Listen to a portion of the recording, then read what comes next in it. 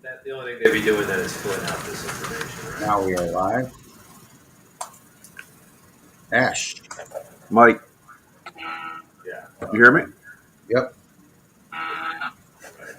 Do you need their employer? I'm just going to get up and running on LinkedIn here so I can see the people come in on LinkedIn. You bet.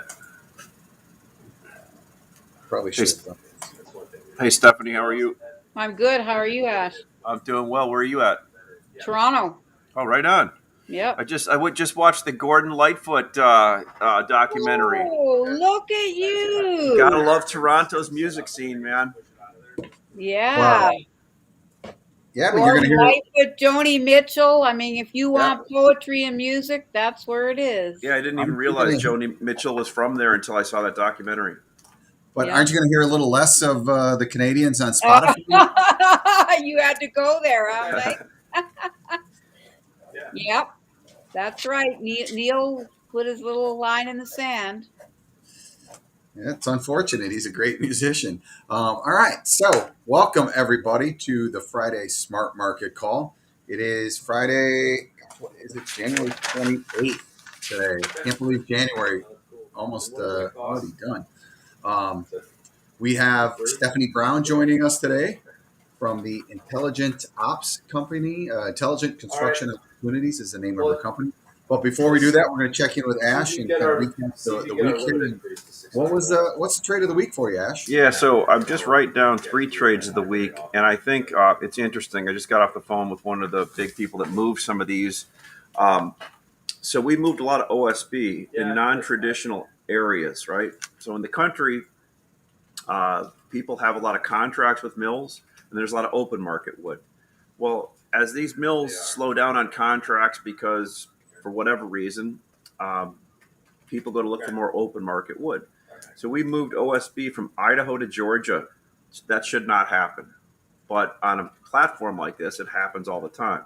Massachusetts to Florida, and Dallas, Texas, out to St. George, and in Salt Lake City, Utah are the 3, but there was many in between. So crazy movement on stuff like that, which it's pretty amazing sitting. Remember yesterday, Mike, we were sitting there and we thought our freight was wrong in the platform when it matched from Idaho to Georgia.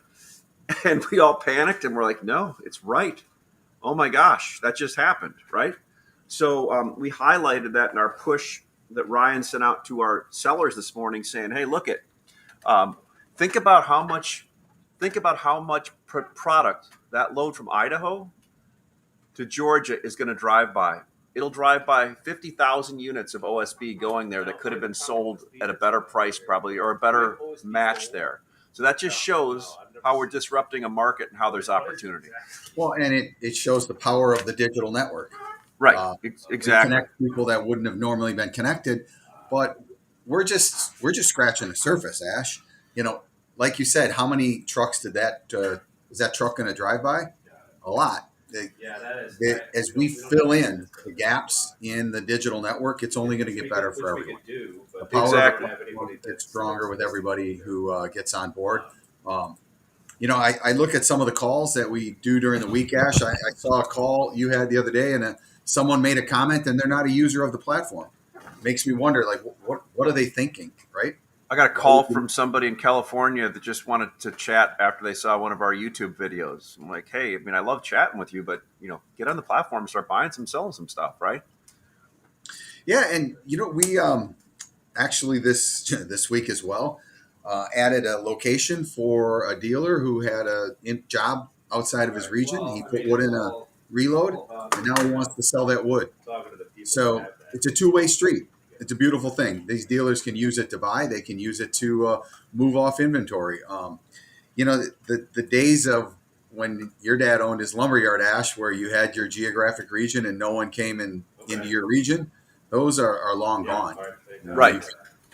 These massive companies that have nationwide footprints and large independents who are able to service their customers wherever they may be in the United States. Exactly. Well, cool. I'll let you all get on with it, and I'll watch it from the actual LinkedIn channel. All right. Sounds good. Thanks, Ash. Thanks, you bet. All right. So I am going to flip over to Stephanie. Welcome. This is Stephanie's website. if I leave that up there too long, people are probably going to get dizzy. That's a. But they're coming in. They're coming into the digital world. Oh, that's what. Okay, that makes sense. So, Stephanie, why are you here? Who are you, and why? What does it matter that we would have you on our show? Well, what I am is the person that goes out, the company that goes out and vets software so that your clients, people that would use your software, don't have to do it themselves. They can go out and they can actually see the value. They can compare it against perhaps other tools in the marketplace, and they would know that, hey, this is the best tool for me. And so I take them through I'll say about 5 stages of development. I help to vet those vendors. I speak to the vendors beforehand, and it all culminates in a very short list of choices that are going to actually fit their business model, their employee size, how many subcontractors versus self-performing, and all the little details around how they conduct their own projects. And I think the bottom line is there is no such thing as a one size fits all, 100%. especially when it comes to software. 100%. And two companies, two organizations of the same size in the same business doing the same thing can still have a different business philosophy or different business processes internally. So it is important that you match yourself up with a software or a technology that's going to help you maximize your business. Absolutely. I mean, and even in just in the category of forestry software alone, I mean, the amount of duplication and features that one end-to-end enterprise software might have, might include a component of accounting, whereas in another category you can see, or in the same category, you're going to see a very accounting specific kind of software that meets your needs. And so again, it all depends what you already have and what you need, and maybe even what you want to get rid of. So let's bring this down to where it can be applicable. The conversation's applicable to the people on the call. I'm a company, and I say I look at what I'm currently doing and go, I need to do something more digital. But if I look around to my staff, I may be hard pressed to find someone on staff who is going to be an expert in software integration, business process, and how to integrate into the software. And this is where an individual like you or a company like your, Intelligent Ops comes in. So what's your process, and what are some of the recommendations that you have for companies? Well, the first thing we do is we talk about what it is. Where is their so-called pain point? Where is the disconnect? So I can give you an example of one client. I mean, in terms of, they have a project management tool, but they have to reschedule all the time. So, and basically they'll have, a meeting at the beginning of the week, and by midweek already the schedule has changed from what they thought it had to, what they thought they were going to put in their plan on the Tuesday. So basically they're looking for something that is overarching on top of their project management tool, and they're looking for a workforce planning tool that's going to put all their profiles in, all the capabilities, all the certifications attached with those particular individuals. And they will also have the ability to, basically drag and drop and change the schedule on the fly, and also communicate these changes to only the parties that need them in a couple of, it depends on the software. It could be a text, it could be a push notification. It could be, just that you've got an email of all those people that are on that email where that schedule change is affected. So that's an example of, a kind of a software serving a purpose that is included even when you have a big enterprise project management tool that you're already using that is missing that component. For sure. So what I think is important too is what you bring to the table is an outside set of eyes, number one. So you're going to take and look at an organization's business processes and say, oh, wow, you really shouldn't be doing that on pen and paper. You really shouldn't be doing that manually. Exactly. And I start with a survey, just so you know. So I do the interview, and then I develop a collection of survey questions that are in alignment with what they're looking for, what their current situation is. They get the survey, they fill it out themselves, and then I also recommend that so-called stakeholders, could be the owners of the company, could be the end users, could be other project managers, whatever it is. And basically they fill out that survey. It comes back into my system and it gets ranked so that then all of their answers are anywhere from a 1 to a 3-star ranking. And then I am then able to go out and distill, okay, what vendors out there have these core features that this survey has revealed. And then I go out to the vendors and I start doing my own internal demos, and I let them know what my needs are. And I'm vetting for onboarding process. I'm vetting for other things even beyond what the surveys asked. It could be price. It does include price. I want to know a range. I want to know different business models. I want to know their onboarding process. I want to know how much face-to-face live interaction they're giving versus the documentation, which is becoming more and more the norm. And I decide how they deal with me, how well they're going to deal with the customer. And so that's what I do. And it's incredibly important if you want to have a successful transition to a technology solution. The first thing you have to figure out, you survey and you say, this is my pain points, this is what I need. Then it's a costly process to go and choose. And it not only choose. So first of all, you need to do all the research, and that's what I'm doing. But to your point, Mike, exactly right.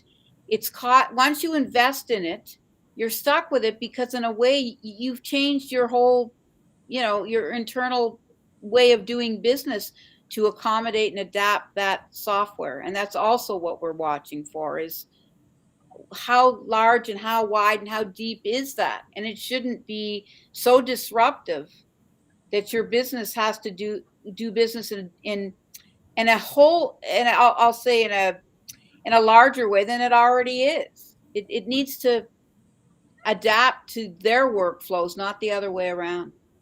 And then the next very important step is integration.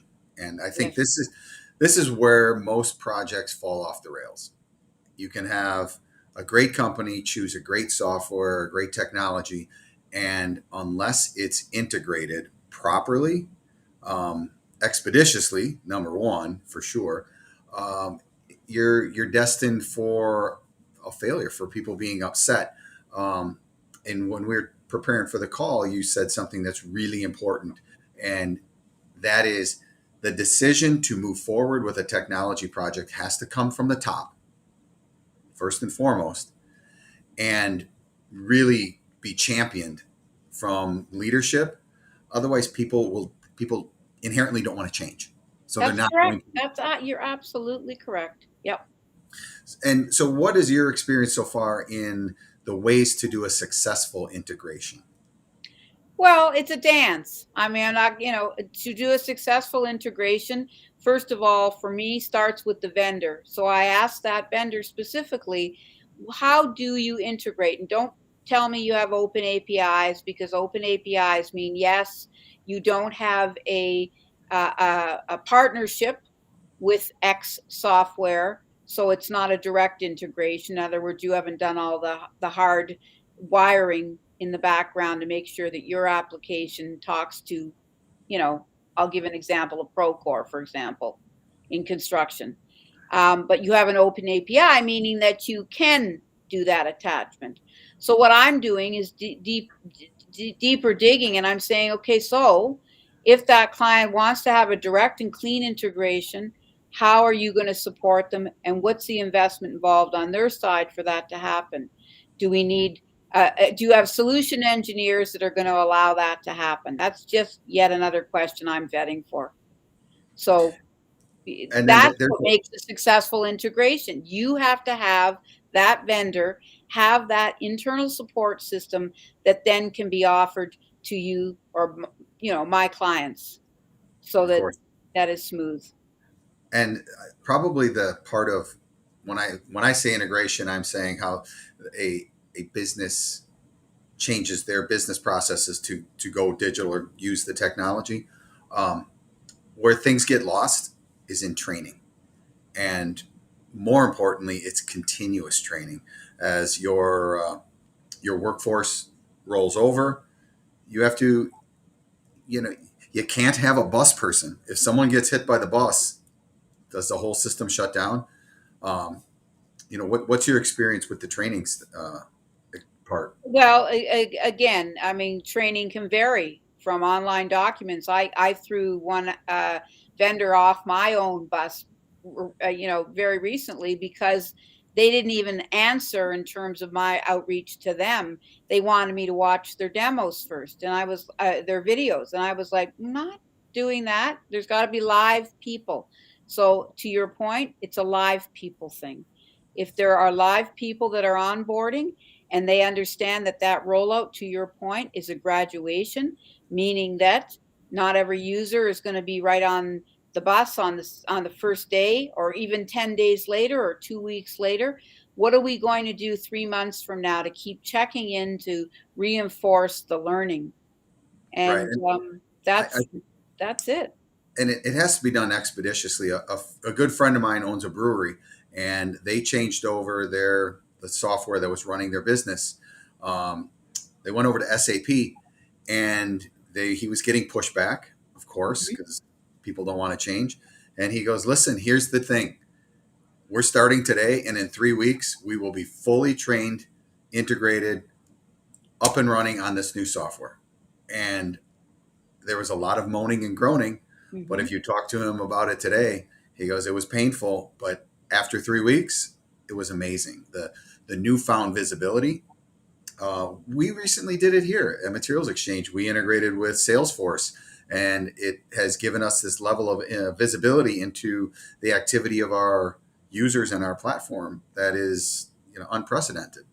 Yes, exactly. And also, so gets back to the buy-in at the top. If it's going to be championed, then, if nothing else, at the very least, people want their paycheck. So they're going to get on board the bus, and they're going to adapt. And, we all know change is hard. It is. But that's where it has to come from, to your point. And I think another very important part of software today, or technology today, while you need to integrate it into your own business, having the connectivity to the outside world is ultra important. Now, you have to be cautious, of course. You can't go willy-nilly and let yourself expose to cyber attacks, of course. But the true power of technology is when you take the rudimentary, repetitive tasks that are done internally between two organizations, and you allow computers to link up and handle those tasks. Because computers don't make mistakes. They do exactly what you tell them to do. You have to tell them to do the right thing. But That's the key. That's the key.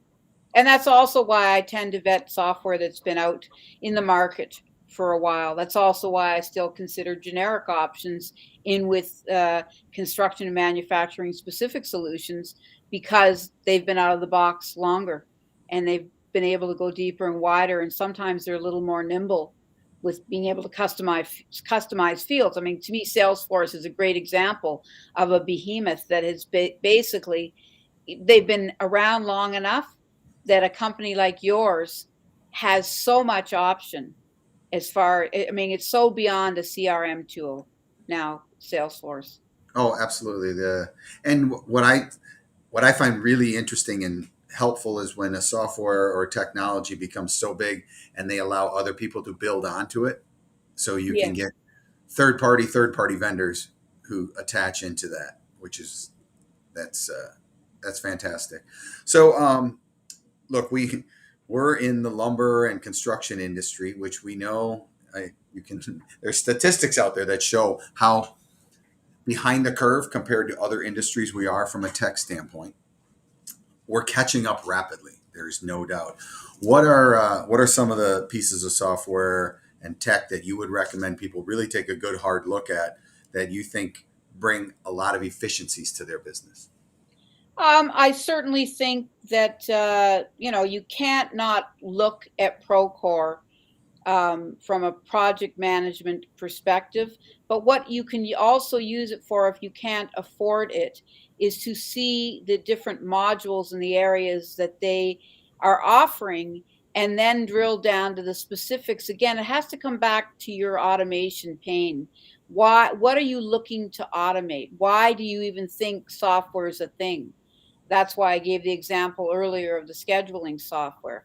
Where are you getting stuck in your business? Because if you're not getting stuck, you shouldn't be looking for something, I think. Right. And then, there's other smaller softwares like Build Exact was on our show.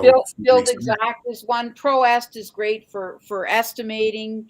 I think QuickBooks is always a great starting point from an accounting perspective, and then there's Sage, and Timberline is very prolific in the accounting. In the construction industry, as is Bentley. It's called Foundations.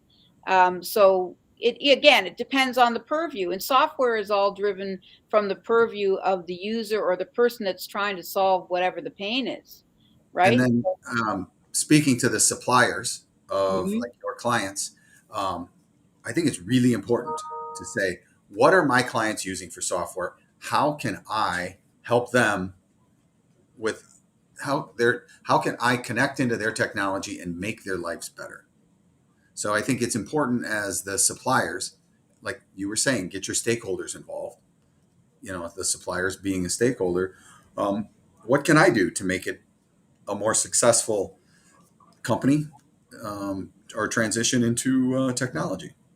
Well, I think construction software has to start doing, more of it has to do a better job, as I was sharing with you in our earlier conversation about bringing in the supplier piece into it. I mean, there are separate standalones, but what I would do, and I think it's well worth building it into my own process, is to take the supplier and ask the project manager, how would you like to do more of a closer integration with your supplier, particularly as we endure these painful times in the supply chain, where there is communication, where you, as an example, or a lumber supplier would be able to say, okay, we're going to be late, but that project manager is going to know before it really hurts the schedule, even if they have to make a change in the schedule. Communication and visibility, no doubt. All right, so we got to the point where we're at the question of the day, which is, what do you see coming down the pipe that other people don't see? What's your vision moving forward with our industry that we should keep our eyes open for? I think we are going to be programming our own apps. I do think that low code, no code, well, it's not quite no code, but it will become no code, where, companies like Salesforce, when they came out of the box, they were an entity unto themselves. And then I remember the first time I was at one of their shows, they were all about bringing in the developers, the third-party developers. I think you're going to see the next step in is when we are given building blocks to be able to program what we need specifically, and it'll be even a closer match. So right now, I'm at a level where I'm trying to make the match between what is the pain, what is the business model, to what is the vendor offering.